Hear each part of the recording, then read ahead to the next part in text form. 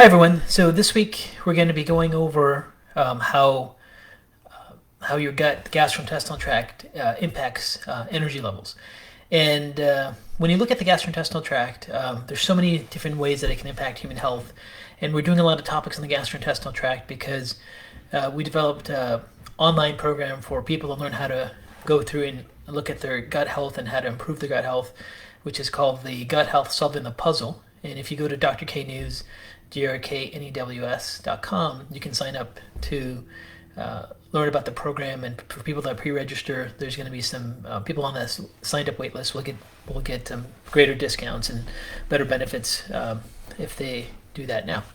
In any case, let's talk about the gastrointestinal tract and really how it impacts energy levels. Because a lot of the things that happen when you look at people having energy issues in healthcare is they have these undiagnosable issues of why they have fatigue. It's very mysterious why they have fatigue.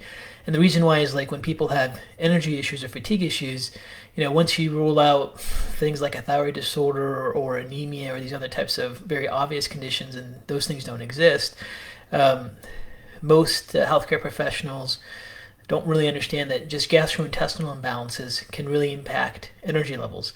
And even subtle types of imbalances in the gut can really have a profound impact on energy. So let's go over some of the research and some of the mechanisms involved related to these pathways. So first of all, there's been an explosion of research in the microbiome, and what they've really found is that the microbiome has a significant impact on how we process and use energy. And this has mostly been done with research in obese versus lean individuals. Now, first of all, when you look at obese individuals versus lean individuals, there is a main difference in, first of all, their overall energy levels. And that's pretty obvious. People that are leaner tend to have much more energy than those that are obese.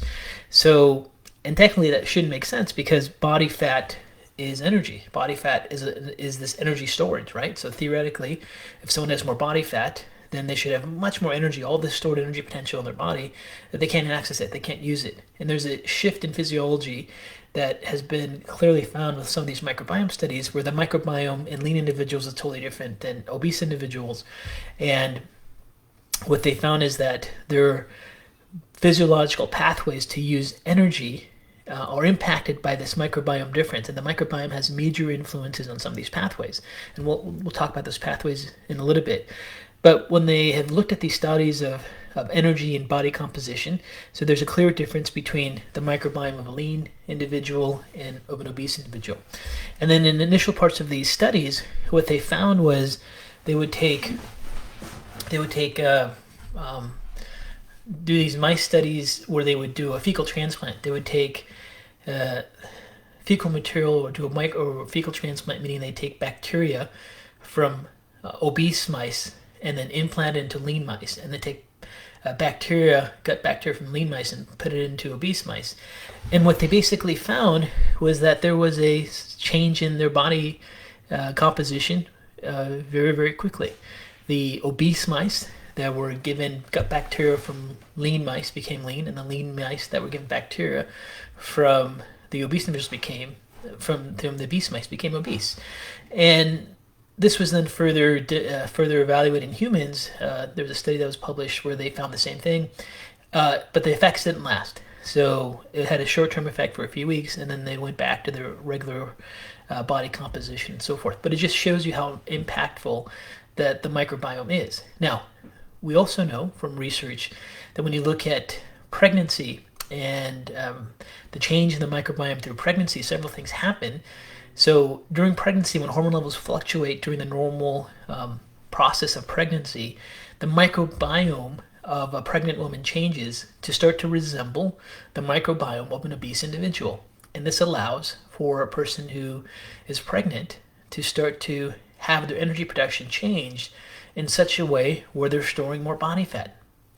And then once they give birth, as they breastfeed, hormones like prolactin are released, and then that prolactin and other hormones that are released during breastfeeding change the microbiome in such a way that they use energy more efficiently and burn body fat more efficiently in order to produce energy to produce milk for their child.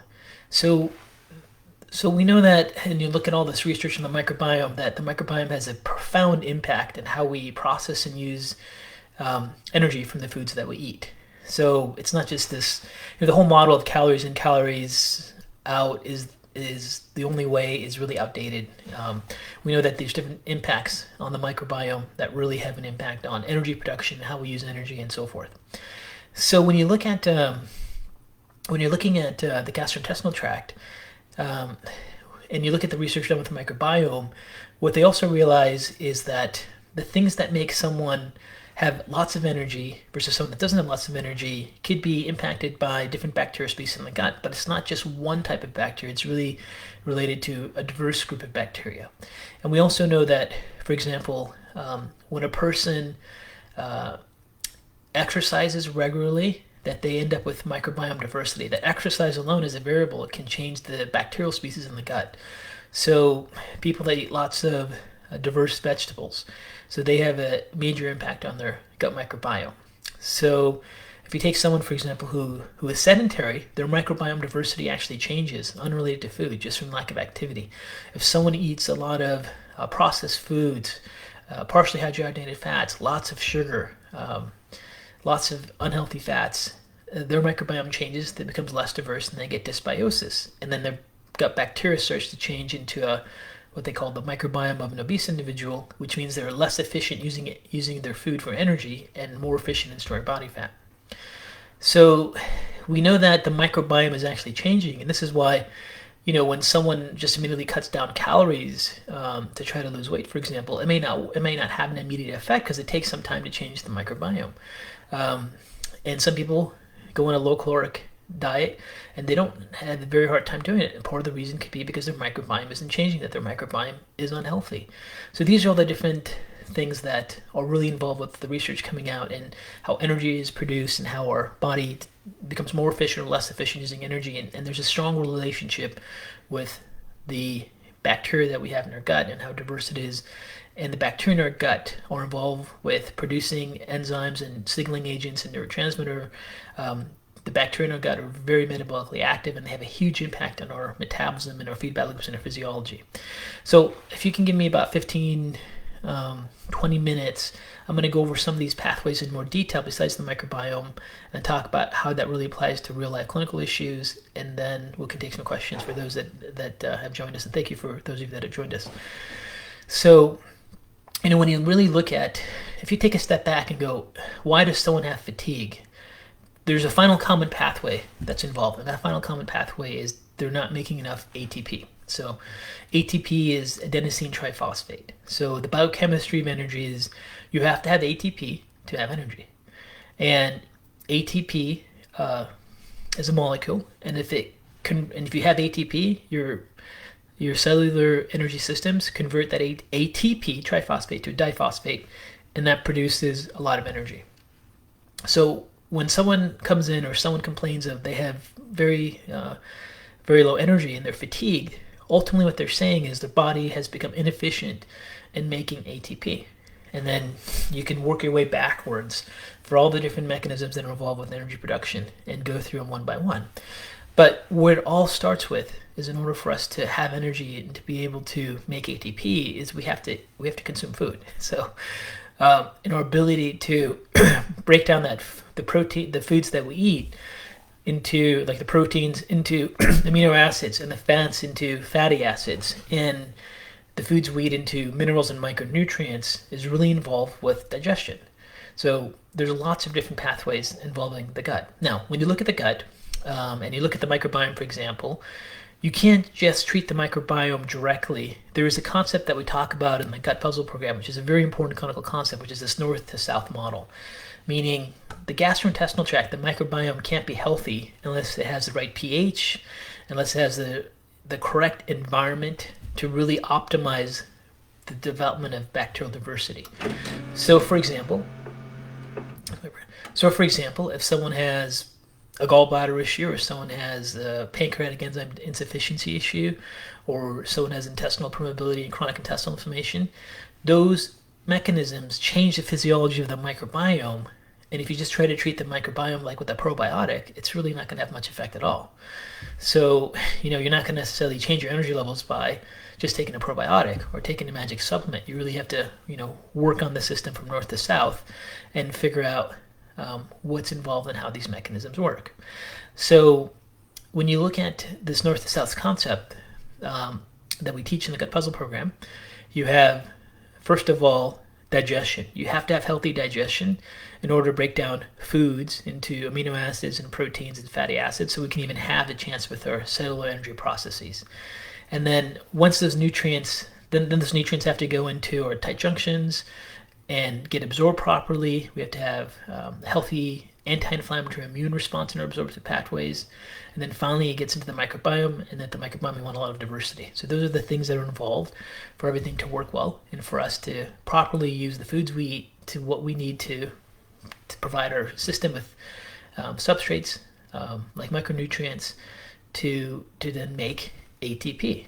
So for example, if someone has inability to absorb B12, they may end up with a B12 anemia, and that causes them significant fatigue. They may not have enough B12 in their system to provide the nutrition to red blood cells they need, so those red blood cells can't carry oxygen, so they're anemic. So inability to really digest and assimilate your food, and then eventually to create the environment for the microbiome to be as diverse, can have significant impacts on energy production. So let's talk about digestion first.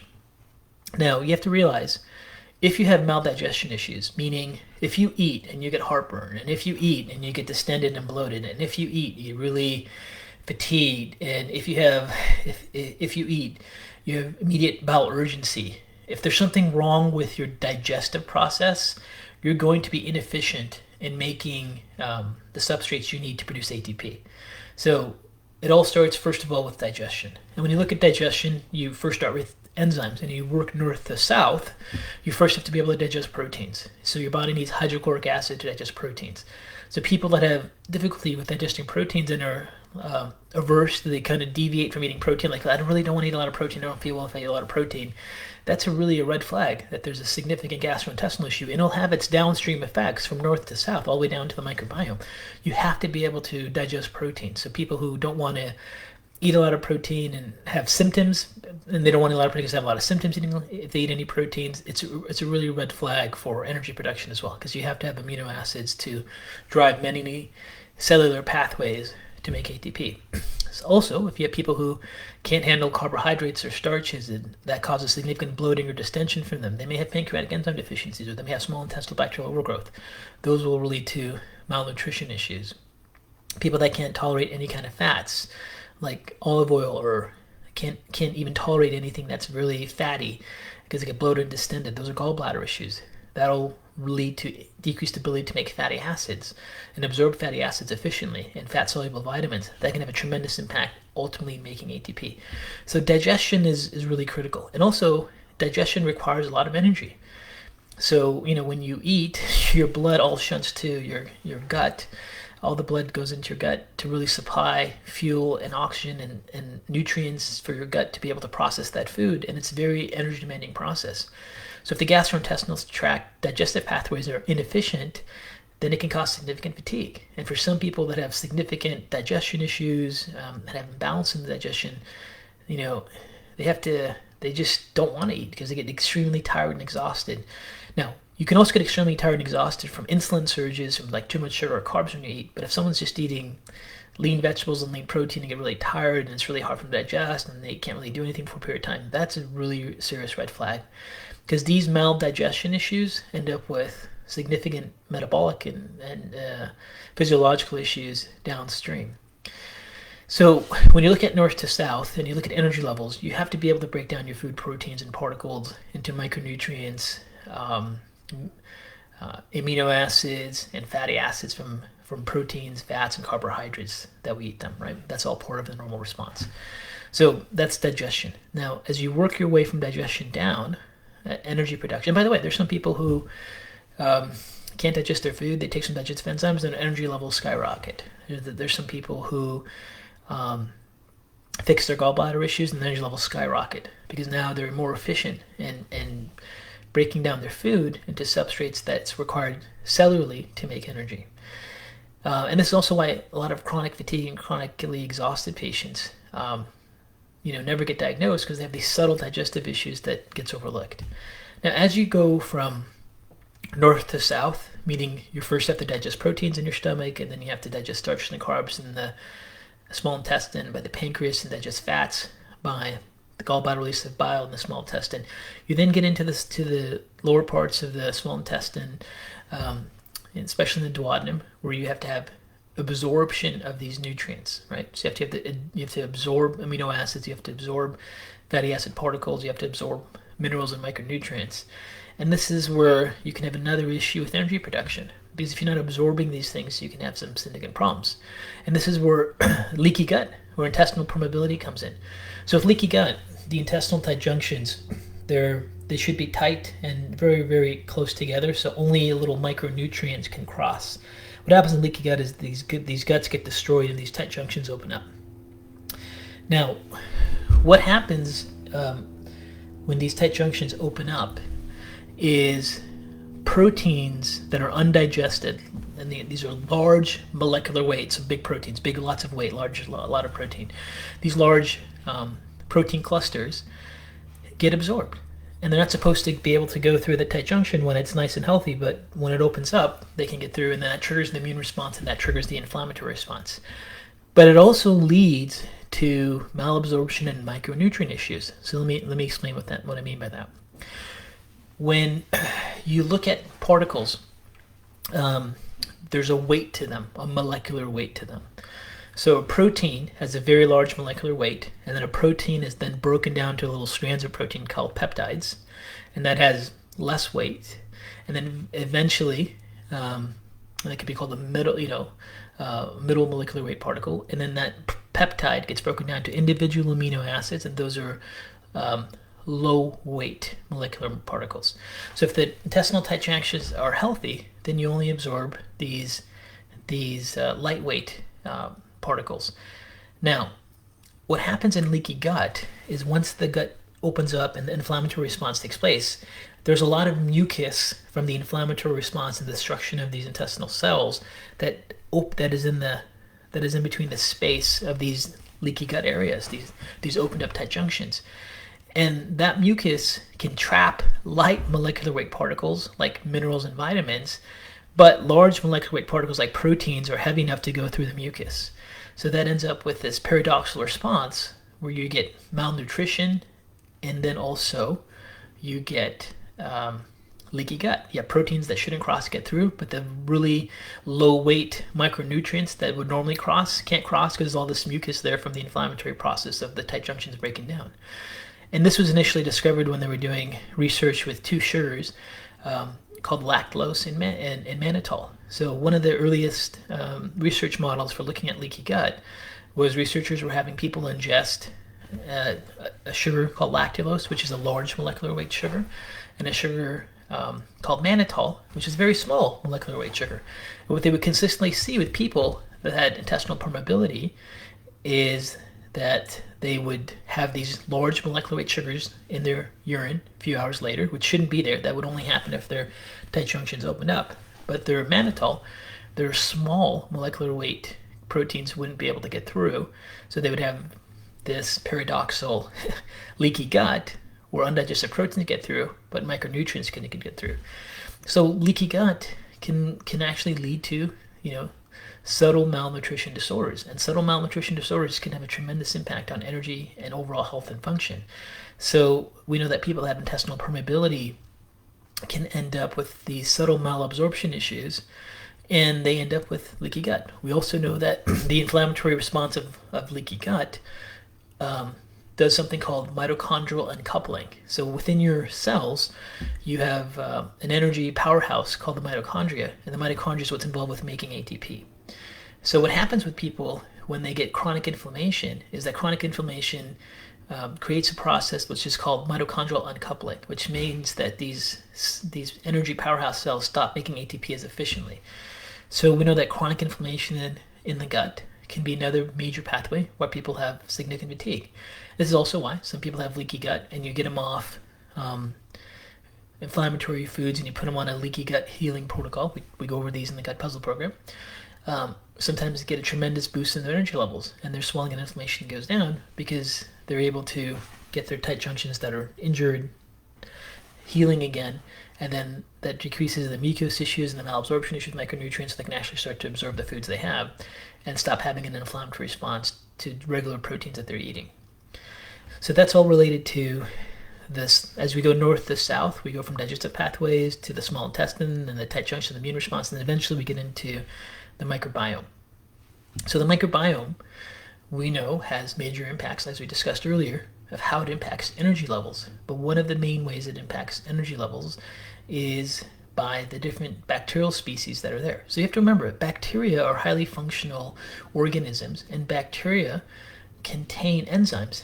And these enzymes that these bacteria contain can do many different things. Some enzymes in the microbiome will break down hormones into active forms. Some enzymes will be able to help metabolize fat-soluble compounds that are like toxic into water-soluble compounds, so we can eliminate them. Basically does what the liver does. Some of these bacteria in the gut help clear out our environmental toxins or metabolites that need to be eliminated and excreted. So these bacteria have these processes that are able to do that for us.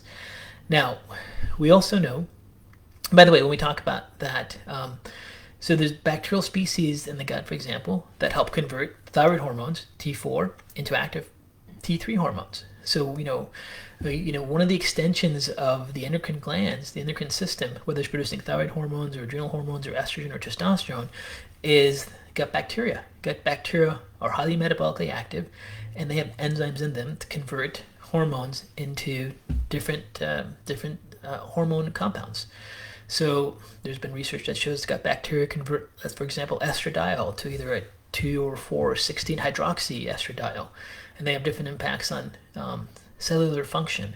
Some of them are have very high estrogenic activity. Some have less estrogenic activity, and some of these have been these conversions in the gut microbiome to these different metabolites that take place in the liver and in the gut microbiome have increased risk for things like breast cancer. But the point is that these gut bacteria can metabolize hormones.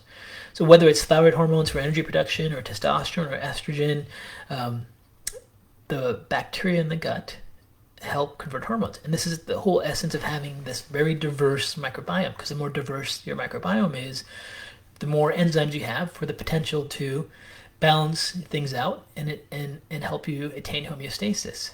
When people have unhealthy bacteria, not unhealthy bacteria, but they lose their gut diversity, they have less potential to basically balance their own body out.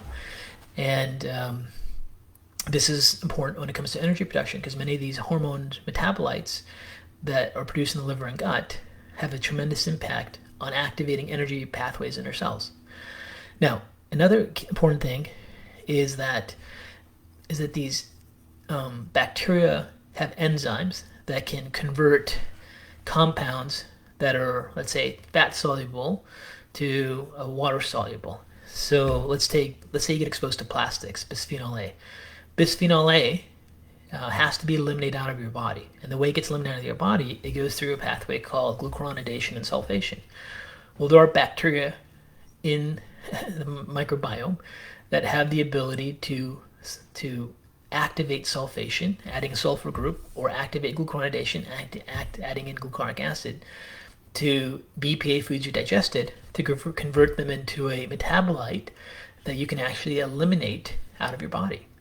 So gut bacteria are really critical for changing these metabolites. Now, if these chemicals like BPA are not metabolized and cleared out of the body, these metabolites can become endocrine disruptors. They can bind to thyroid receptors, for example, and they can have an impact on energy production.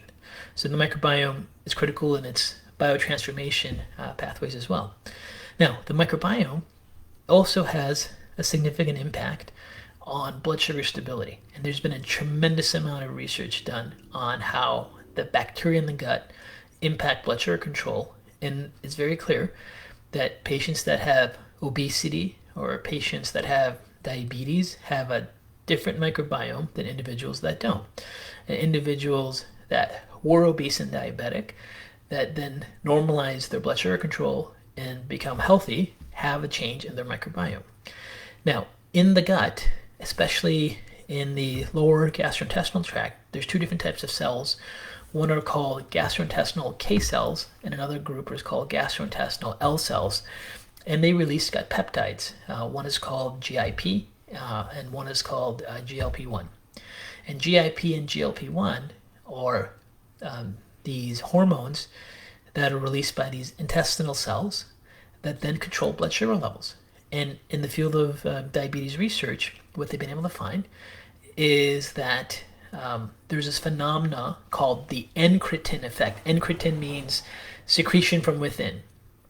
So they've done studies where they have given individuals the same amount of glucose load, either through oral ingestion that then impacts these gut pathways, or through an IV.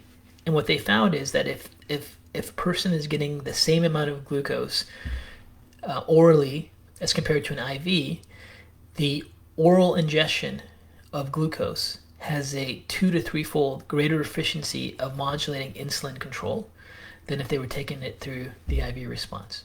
So we know that the intestinal microbiome has a huge impact on the efficiency of how these K cells and L cells work in the gastrointestinal system.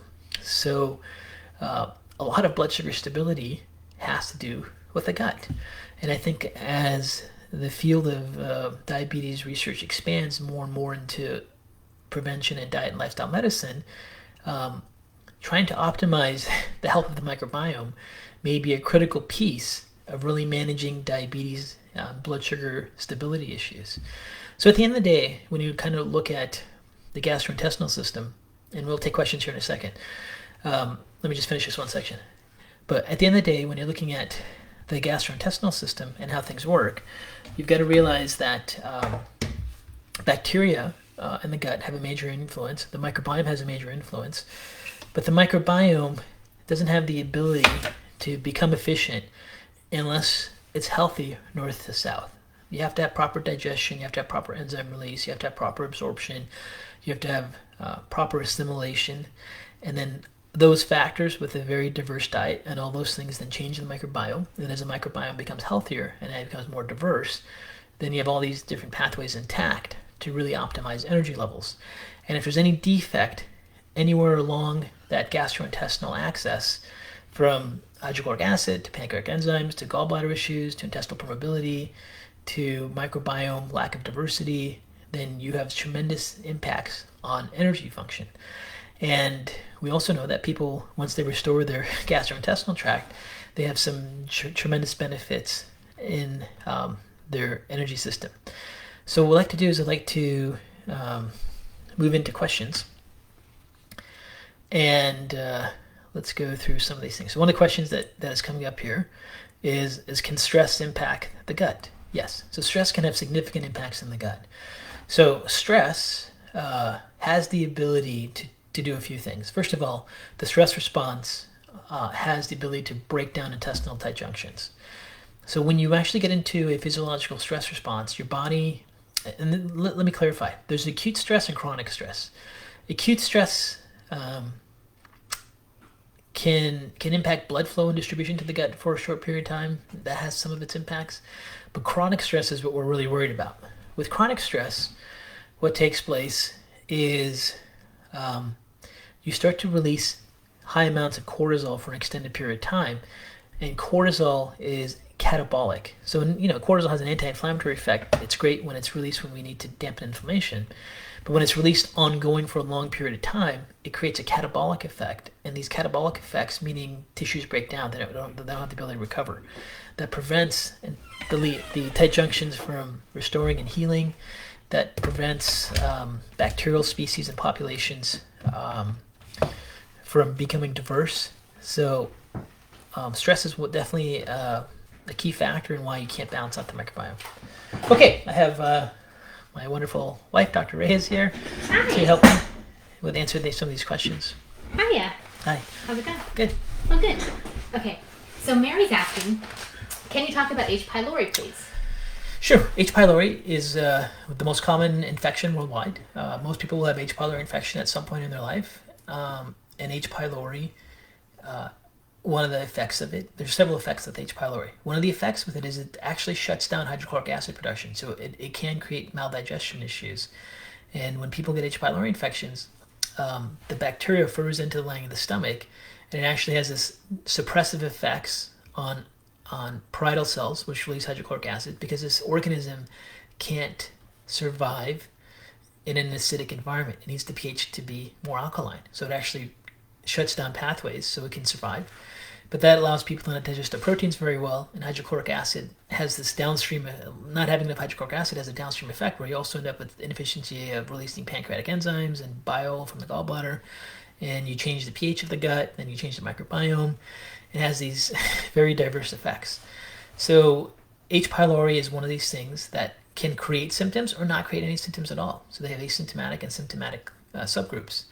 The symptomatic groups are the ones that have ulcer type symptoms like reflux and burning, and those symptoms will usually have someone, maybe if their physician, test them for H. pylori to see if they have this infection.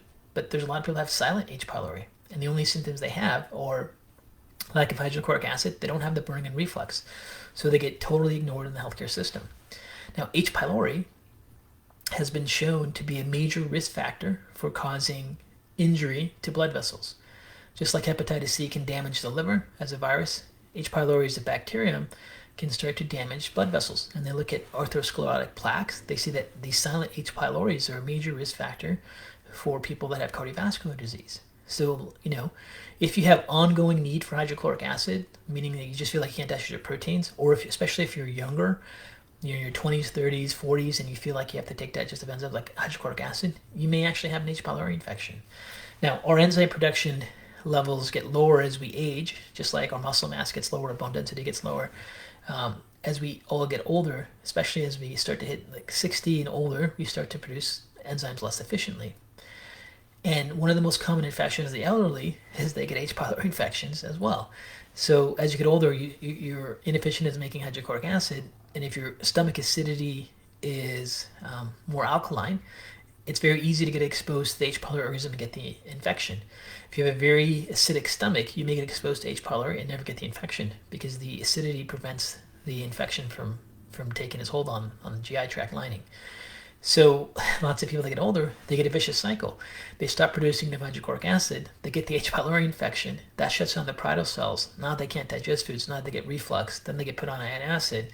Now they've shut down their digestion north to south dramatically, and they end up with lots of chronic health issues and energy issues and digestive issues, and they really can't diversify their microbiome because this north to south model has already been broken right from the very top. Okay. Hi. Everyone's asking, if you can't digest fats, how do you know if it's because of lack of bile or is it you have significant bile, it's just clogged up? Is there a way to tell or test to know? Right. So if you can't digest fats, it's not necessarily that you don't have enough bile. It's really because your bile is congested, and this is called gallbladder sludge. So gallbladder sludge is a conventional term that they use on imaging studies. So gallbladder sludge is the bile, in the gallbladder is all kind of sludged together, clustered together. It's about to form a stone, but it's not really a round, clear gallstone yet. And what happens when people have gallbladder issues, they go from gallbladder sludge formation to gallstones. But when those mechanisms start to take place, when fats get into the small intestine, that triggers the release of the gallbladder to contract to release bile. But if the bile was all congested and sludged together, there isn't enough of it released to help break down the fats. And then if those fats are not able to break down, people get significant distension and bloating when they eat any type of fat. So it really isn't a deficiency in bile, it's just that the gallbladder has sludge. Now, there's lots of lifestyle factors, nutritional factors that can change that. We go over that in the Gut Puzzle program, but let me give you some important ones. Interestingly enough, coffee has been shown to really help thin out the bile. Despite all the negative things coffee is associated with, coffee has lots of flavonoids, lots of antioxidants, and it has a very beneficial impact on thinning out gallstones. Now, you probably don't want to drink coffee if you have hypertension. You don't want to eat coffee if it causes you anxiety or symptoms. But there's some benefits of drinking coffee with the gallbladder. They also find very clearly sedentary lifestyles, like lack of movement, causes gallstones. And people who exercise start to have their gallbladder function improve. And exercise has an autonomic effect on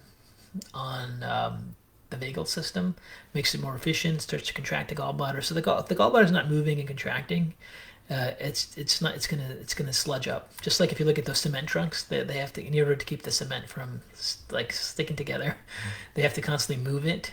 It's the same thing. When the gallbladder is not contracting and moving regularly, it's very easy to have sludge formation from a mechanical point of view. Now, there's biochemical things that can cause gallbladder sludge too, but for mechanical, you have to have activity. So exercise tends to increase vagal tone, so you have greater contraction and variability, so that's really important. And then sometimes people have to take different botanicals to help thin out their bile and get off fats for a period of time.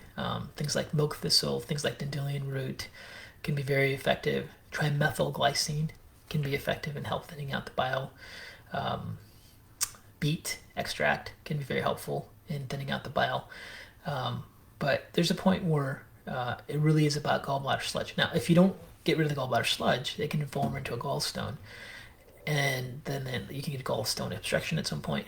But all the way through that process, the initial symptoms where you can't digest fats. And if you can't digest fats, then you probably won't be able to absorb fat-soluble vitamins very well. So you may end up with a vitamin D deficiency that you have on blood work that never normalizes no matter how much vitamin D you take. That's really common. You may have vitamin A deficiency. Vitamin A deficiency is one of the most common signs is night blindness, which means you don't see as well at nighttime when you try to read or drive.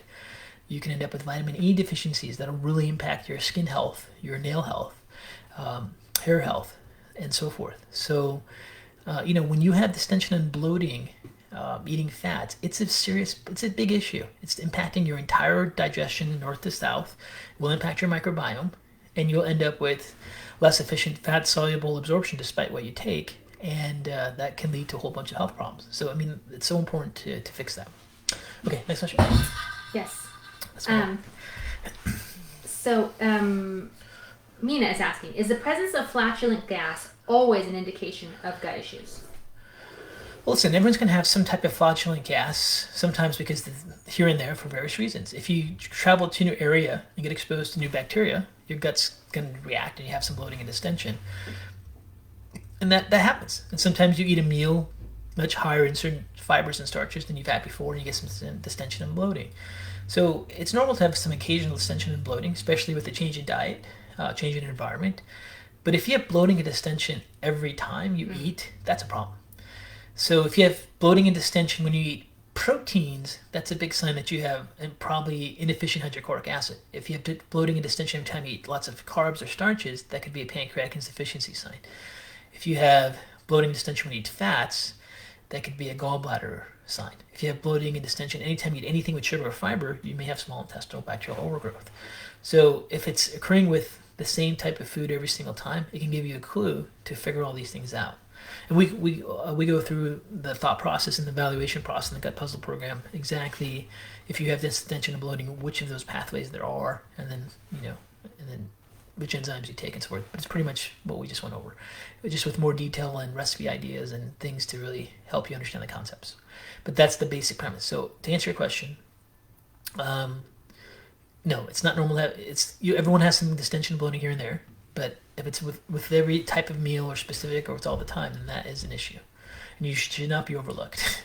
Now, a lot of people, once they finally get their gut healed and fixed, they go, "Oh my God, I didn't know I was not supposed to have bloating distension after every meal." You shouldn't have bloating distension after every meal. But some people just don't know that because they end up with slowly having a gut problem creep up on them, and they expect to be bloating distension every time they eat, or it's like to have reflux every time they eat and have to take an antacid. Those are not normal. Right. Don't confuse what becomes common to you as normal. Right, exactly. Great point.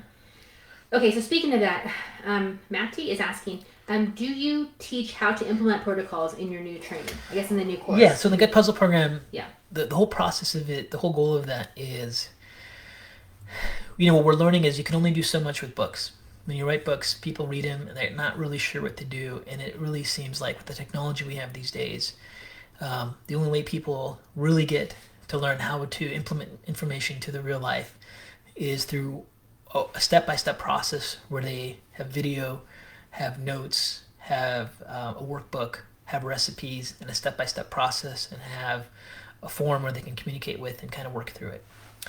So the goal of the online programs, and we're doing several of them this year, and the most important one I think right now is the gut one, because that's the fundamental area of health, is to really teach you the process. So for example, the concept of north to south is a really fundamental process of how really to heal the gut. And this is why, like, if you just search the internet, you end up taking one probiotic and one supplement for one, but it's not really an efficient way to manage it. So in the gut puzzle program, the goal of it is to have you learn to look at what's individually unique to you, understand the connection between different gastrointestinal symptoms and different mechanisms, and then implement them for yourself to help support you. So I really think there's a big future for these types of programs, because the technology is there and books are great, but they can't have the same effect of this, the design program. And also there's just a lot of people that don't have access to really good functional medicine practitioners that can walk them through the steps. And the goal is that this gut puzzle program is a way to help people get the information they need to help improve their health. So if you go to Dr. K News, drknews.com, you can sign up for it, and you'll have some, when we release the course, I think it's in a couple weeks, we did some discounts and so forth. Okay. Next question. Yes. Do you recommend bile salts for gallbladder issues? Do they help with digestion? Do you take them with meals? What do you do? So one of the supplements that you can take in a nutraceutical world if you have gallbladder issues are bile salts. Now, bile salts can absolutely thin bile. So there's been a couple case studies published in the literature, but you can definitely see bile salts change pre and post with an ultrasound. And the problem with bile salts is bile salts have an aggressive impact on receptors in the gut that can increase motility. So if you take too much of them, you can have severe diarrhea and bowel urgency. So you got to be very careful with the dose. So they can be very effective, but you got to be very slow with how you take them. And you definitely don't want to take them long term. You just want to get them to the point, if you're taking bile salts to support the gallbladder, you want to take them to the point where your gallbladder is functioning, where you can start to digest fats without having to take them, and then lay off them. Because bile salts also can be metabolized by unhealthy bacteria to compounds that can be pro-inflammatory over a period of time. So they're not something you should take all the time. But to use them for like a 4 to 6 week period to thin out bile at the dose that doesn't cause diarrhea, can be very effective. Okay. Can you please talk about intrinsic factor and B12 and how gut bacteria impacts them? Sure. So in the gastrointestinal tract, when there's a carrier compound called the intrinsic factor, and intrinsic factor is what carries B12 across the intestinal wall so you can absorb it. And there's a form of autoimmune disease called pernicious anemia, where a person makes antibodies to this intrinsic factor protein, so they can't carry B12, so they end up with long-term chronic B12 anemia. And the way they treat that is with giving them B12 shots. So the B12 gets right into the bloodstream because their intrinsic factor that transports that B12 across their gut lining isn't there. It's being destroyed by the immune system. So, and by the way, if you've ever been diagnosed with pernicious anemia, the actual diagnosis can only be done if you have intrinsic factor antibodies. Not all B12 anemias are autoimmune, but if you have pernicious anemia, you have an autoimmune disease, and you probably have other autoimmune reactions as well. You just need to look for them. So, for example, if you have pernicious anemia, a large percentage of them actually have Hashimoto's. Many of them end up with lupus-like conditions or have lupus, so it could be a red flag for you. Now, the gut bacteria don't have the tremendous impact of intrinsic factor. Intrinsic factor is independent, so we don't see like dysbiosis impact that. But I will say your gut bacteria are your main sources of how you produce folic acid. So folic acid has to work with B12 to have its efficiency. So when you have decreased gut bacteria or have dysbiosis, you actually can change your own intestinal folic acid production. So those are the main connections. But for the most part, gut bacteria or dysbiosis doesn't necessarily impact intrinsic factor. It can just impact folic acid. And when you see the key pathway concerned with intrinsic factor and causing B12 absorption issues, it's really when there's an autoimmune response against it. And those are identified with blood work called intrinsic factor blocking antibodies. Okay, since people are saying if your gallbladder is removed, Yeah. how do you manage fat digestion if bile salts should not be taken long term? Yeah, so if you have a gallbladder removed and you can't take bile salts long term, you can take lipase. So, it probably is a good idea for you to take lipase, which is the digestive enzyme to break down fats. So if you've had your gallbladder removed, your cystic duct kind of bulges up to a gallbladder, and you can still store some bile there.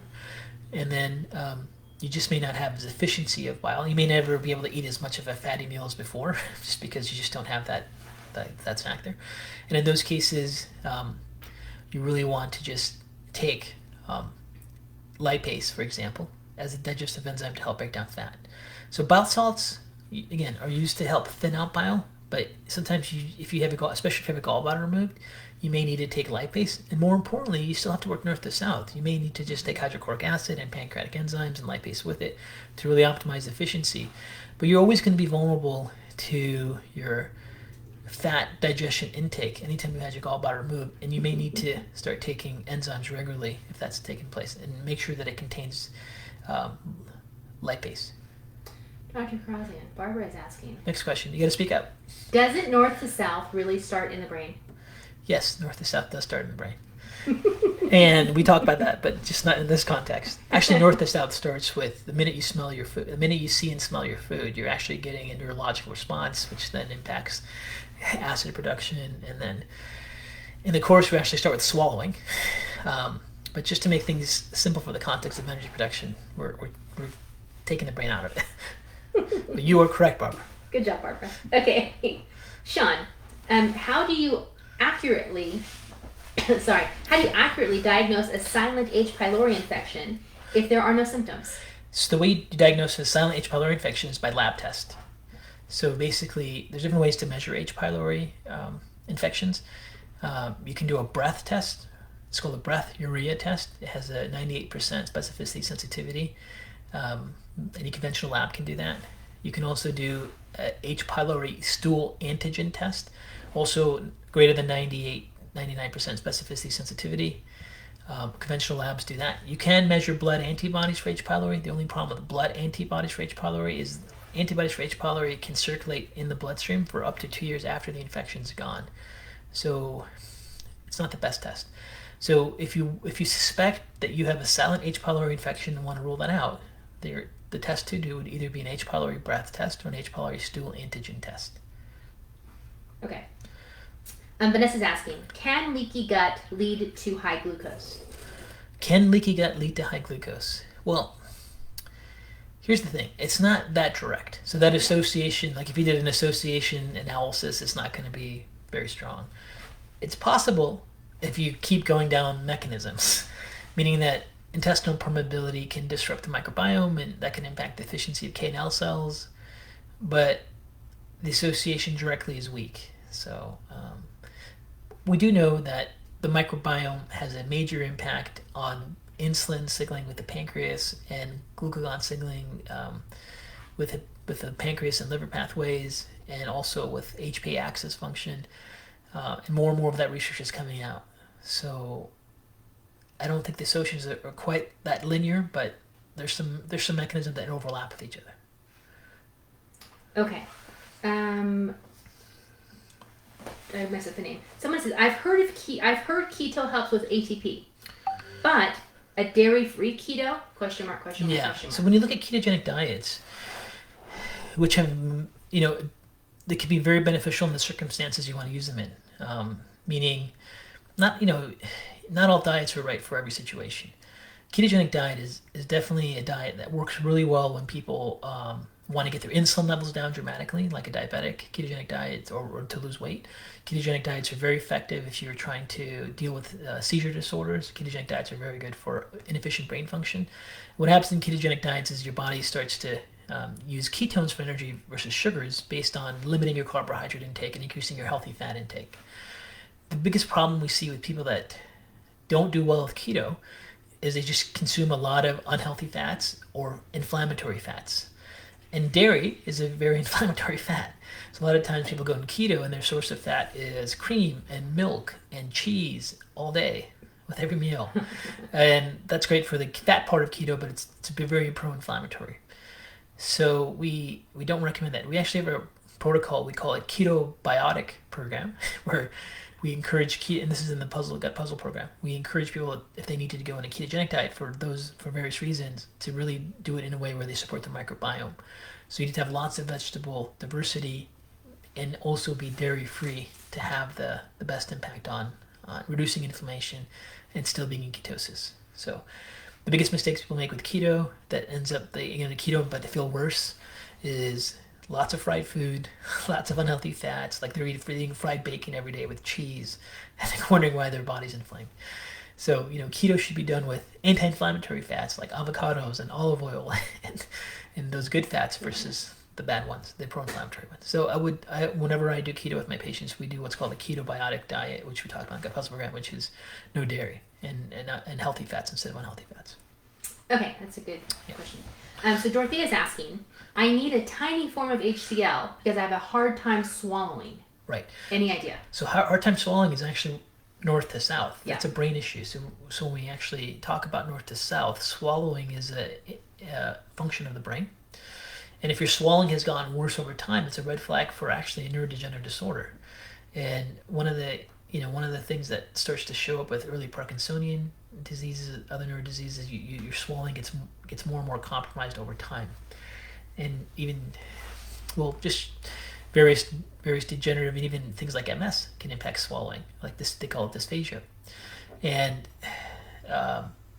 if you can't swallow very well, first of all, it's a red flag. Secondly, it's a red flag for neurodegeneration. And third, if you're trying to get around that, one of the things you can try to do is just to take apple cider vinegar and help digest your food that way. Now, if you take apple cider vinegar and you have burning, that's a sign that you may have a pre-ulcer issue. And then in those cases, you might want to get tested for H. pylori. And you might want to do things like deglycerized licorice to heal your gut for a period of time and then try the apple cider vinegar again. Can you repeat deglycerized licorice? Deglycerized licorice. Okay. DGL. If you just type in DGL, you'll find lots of supplements available for that. Okay. Sean is asking, if one requires significant betaine HCl to digest protein, but tests negative for H. pylori, what are the potential causes of the lack of HCl production? Most common is age. So if you're over 60, if you don't have H. pylori and you still have hypochlorhydria issues, most common one is age. So just realize, if you're starting to get past 60, you're going to be prone to a digestive enzyme potential just because the cells we have can't always produce the same amount of output as we get older.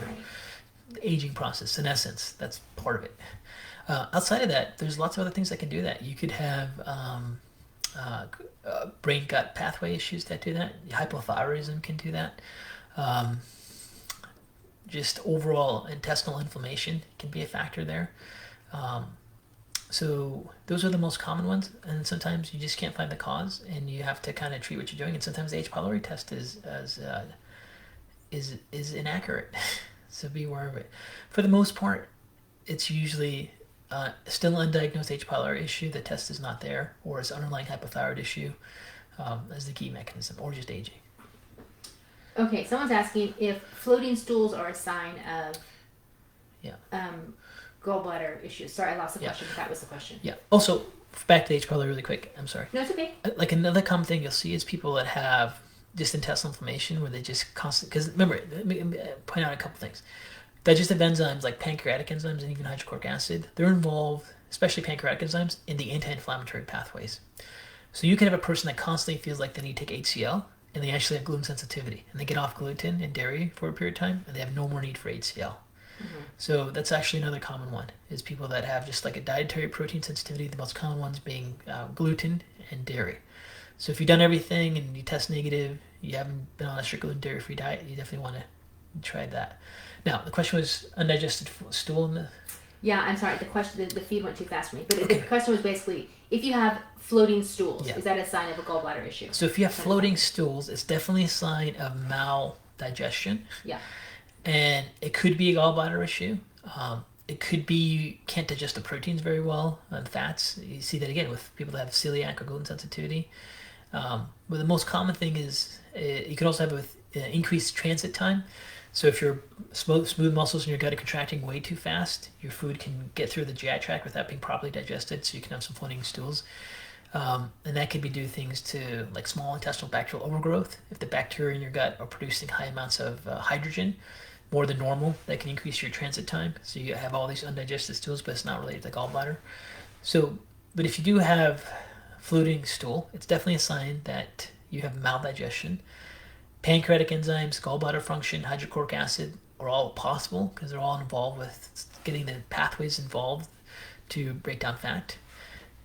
Increased transit time is also another major possibility for that to happen. You need to figure it out because it's a red flag. And remember, floating stools mean you're not having proper digestion, which means you're not having proper nutrient assimilation. That's far-reaching effects in your health over time. Right.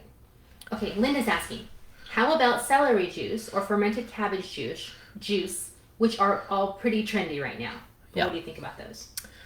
I don't know. I mean, I know there's celery juice has become really popular. I don't know. I wish things were that simple, you know. Now, celery juice and cabbage juice have flavonoids. They've been shown to help heal the gut, especially cabbage juice for the stomach lining. But I don't know. Nothing's ever that simple, you know. I think it's very attractive for people to follow a very simple model and have that be like the key thing to do. And then maybe that helps them. Maybe it helps them. Yeah. Right. I'm sure we could do like a high fat acai. Acai cures everything, and we start having one blend with acai. Yeah, there's health benefits to it. But come on, it's more than that. Okay, Sean is asking. I don't know if this is a little off topic, but can you please elaborate? Elaborate how the gut converts T4 to T3 hormone and what inhibits it, and how to improve it. Yeah, so there's an enzyme called 5-deiodinase, and there's different subtypes of this enzyme called 5-deiodinase, type 1, type 2, and type 3, and they're found in different cells throughout the body. There's a group of 5-deiodinase enzymes that are found in bacteria in the gut. So when T4 ends up in the gut, the 5-deiodinase enzymes that are in the bacteria convert T4 into T3, thereby increasing metabolic activity of thyroid hormones. So it's just an enzyme, and the gut microbiome has some of these 5-deiodinase enzymes in there that allow that T4 to T3 conversion to take place. Okay, so Sandra is asking, a few people are asking, hers is about spinach, but she's saying she had a food sensitivity test. Okay. And she hasn't had any, I haven't had any food for at least, any of that for at least 3 years. Okay. Will she ever be able to eat it again? Are these tests valid? Are they accurate? Are they sensitive? Are they... Right. So the food sensitivity is a very important topic. So this year we actually created 2 programs. One's a gut puzzle and one's a food sensitivity solving the puzzle. And in that course, I laid out all the different concepts of food sensitivity, allergy sensitivity, and different reasons to get food reactions unrelated to allergy. We get into that in a lot of detail. And I think that's one of the things we are offering people who sign up for the course early is we give them the food sensitivity course for free when they sign up on the Dr. K News for the gut puzzle program. But to answer your question, there's different types of immunoglobulins. Some are allergy, IgE, and some are sensitivity, and those are IgG, IgM, or IgA. If you show up with IgE, that is a different immune response, and with IgE allergies, it's very unlikely you'll be able to eat those foods again. If it's an IgG, M, or A, those are sensitivities, and those can change over time. So as your gut system gets healthier, as your immune tolerance gets healthier, you should be able to eat those foods. Right. So you need to know what type of test, what it was testing. Yeah. So look at your antibody response. Look at, like, see if it's spinach, see if it was IgG, IgM, see if it was IgE or in the other ones. If it's IgE, then that's an allergy test. As an elephant. E as an elephant. Yeah, I slur my words, so thank you. E as an elephant. Right. Any of the other antibodies, G as in goat, M as in mom, A as in apple. Sorry. Those are delayed sensitivities. Good job. Sorry. There's... Oh, good. Sorry. There's another question to that. Sorry, and I Okay, did no up a problem. little bit. Can you explain what immunoglobulins are? Oh, I'm sorry. Immunoglobulins is another word for antibody. So when you get a protein into your body that's foreign, the immune system makes antibodies against it. So like bacteria have proteins, viruses have proteins. When they enter our body, our immune system recognizes those proteins and then works on making antibodies to them.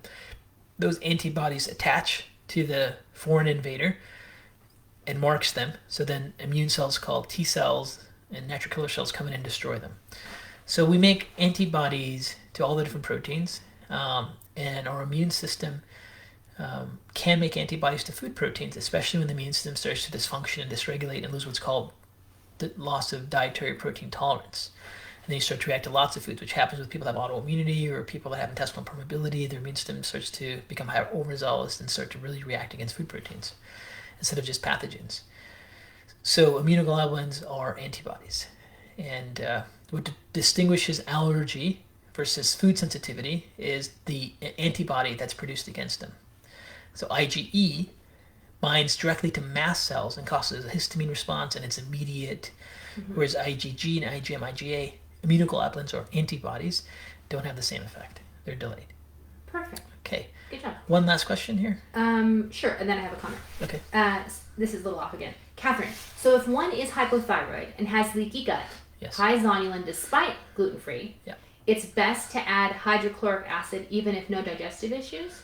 No. That's, Okay, she might have misunderstood. So I think the point is it's not that simple. There isn't just this and this equals this. Right. And it's hard to give direct advice. I mean, hypothyroid, you have 100,000 different variables of treatment based on an individual. Same with intestinal permeability. So I can't say what the next step is. I'm not sure if I understand the question, but that's the main thing is. It's not that simple. You basically have to do your individualized gut evaluation, Right. whether you have Hashimoto's or not have Hashimoto's or so forth, whether you have gluten or not gluten. I would just tell you, remember, if you have gluten sensitivity, you have to also avoid dairy. That there's no really such thing as gluten-free. You have to be gluten-dairy-free because gluten and dairy have very similar amino acid structures. And one of the biggest reasons people never fix their leaky gut when they have gluten sensitivities, they also don't get dairy-free.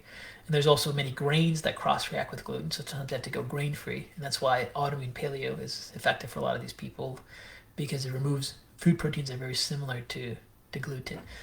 And we talk about that in the food sensitivity program as well. Okay, is there any comment? I do. Okay. Susan is asking if you can please remind people about the Adrenal Summit that starts February 1st. Yeah, there's an Adrenal Summit February 1st. If you guys are interested in it, Susan will put some links on our site. And also, if you haven't linked to follow us, please follow us. We have these talks all the time, and you'll be notified about them. Every Thursday. And then we try to do this every Thursday, and we have lots of articles, information, Dr. K News. And thank you all for your time, and I hope you found information today useful. And see you guys next week. Thank you.